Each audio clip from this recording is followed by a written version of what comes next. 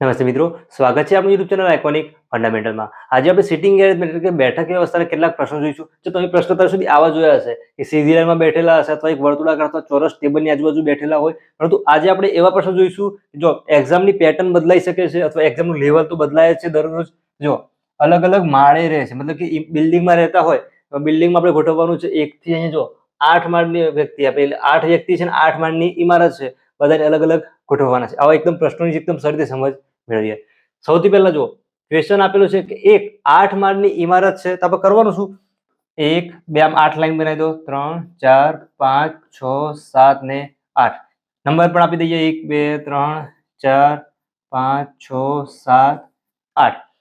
જે વિધાન આપેલા છે એમાંથી અહીંયા શું કરવાનું છે? મૂકવાના છે। અહીંયા ઓપ્શન છેલ્લો પ્રશ્ન છે, એમાં ઓપ્શન પણ આપેલા છે। જે છે એ 5મી માળે રહે છે આવું આપેલું છે, તો 5મા માળે કોણ છે? જે। અહીંયા લખી દો જે। માત્ર 2 લોકો જે અને એમ વચ્ચે રહે છે। જો અહીંયા જે છે, જે અને એમ ની વચ્ચે ખાલી 2 લોકો રહેશે, 1 2 અહીંયા આપણે એમ મૂકીએ, જો નીચે 1 2 અહીંયા પણ આપણે એમ મૂકી શકીએ।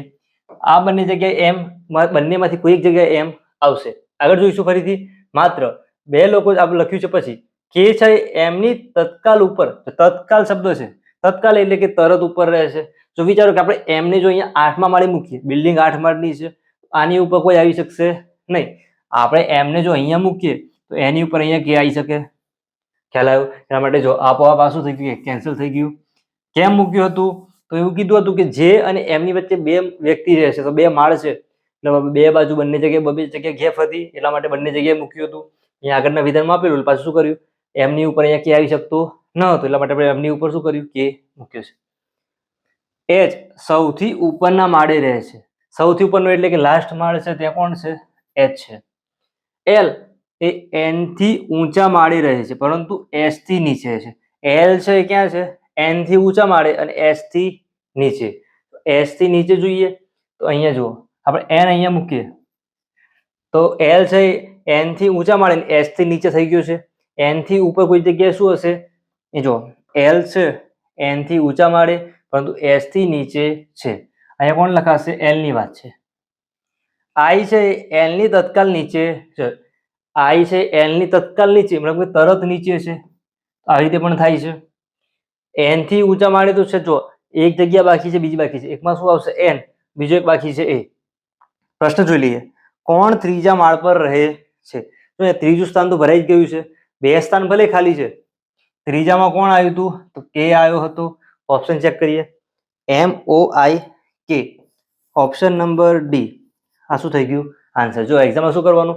ક્વેશ્ચનમાં જોઈ લેવાનું, અહીંયા માળે અલગ અલગ માળમાં ગોઠવવાના છે, તો લાઈન બનાવી દીધી, વિધાન આપેલા છે અહીંયા ગોઠવી દો।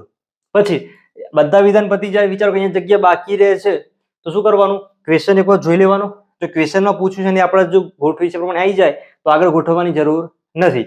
પરંતુ અહીંયા જુઓ, કદાચ વિચારો કે ક્વેશ્ચનમાં જે છે અહીંયા બાકી રહે છે, તો ફરીથી શું કરવાનું? આ લખાઈ ગયું, ફરીથી એક વખત આ સેન્ટેન્સ જોવાનું, અહીંયા મૂકેલું છે જોવાનું, શું થશે? ત્યાં આપણે અહીંયા જો પહેલા એમ મૂક્યું હતું, પછી અહીંયા એમ મૂક્યું હતું, પછી જ્યારે આગળનું સેન્ટેન્સ જોયું એટલે ઉપર કે આવ્યું એટલે અહીંયા ઉપરની જગ્યા શું થઈ ગયું? એમ આપોઆપ નીકળી ગયું હતું। એવી રીતે આગળ કોઈ સેન્ટેન્સ આવી ગયું હોય, પાછળ કોઈ સેન્ટેન્સ આવશે, શું થશે? કોઈ આપોઆપ રદ થશે। ઓપ્શન પણ આમાં બહુ જ કામ લાગશે।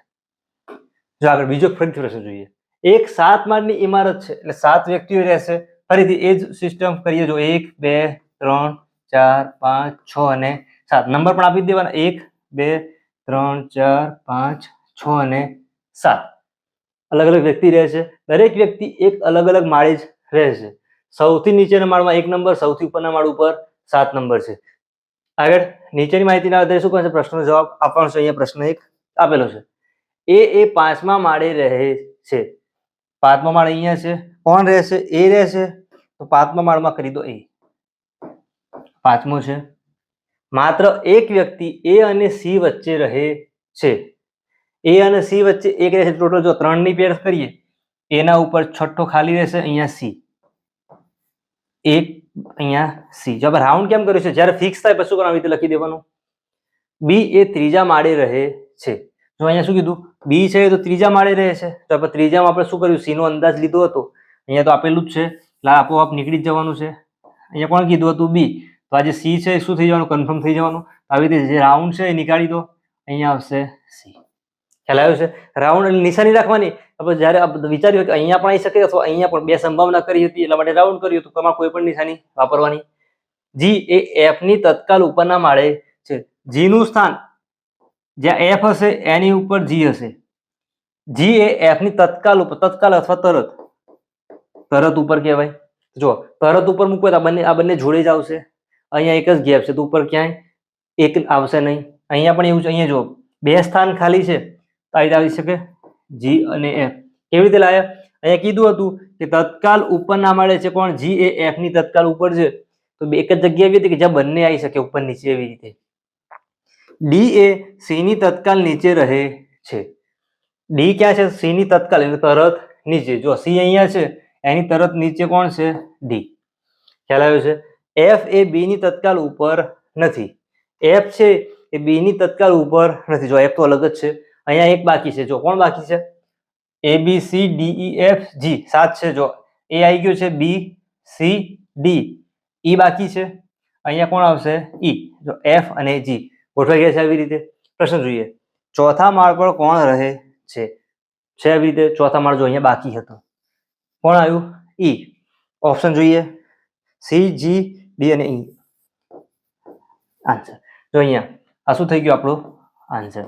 ખ્યાલ આવ્યો છે? જો તમે ચેનલમાં નવા હોય ચેનલને સબસ્ક્રાઇબ કરજો. આવા જ અલગથી વિડીયો જોવા હોય તો એના માટે જો અહીંયા બધામાં પ્લેલિસ્ટ વાઇઝ વિડીયો મૂકેલા છે પણ તમે જોઈ શકો. એમાં ચેપ્ટર વાઇઝ બધા પણ વિડીયો અલગથી મળી જશે. જો પસંદ આવે તો લાઈક મિત્રો સાથે શેર કરજો.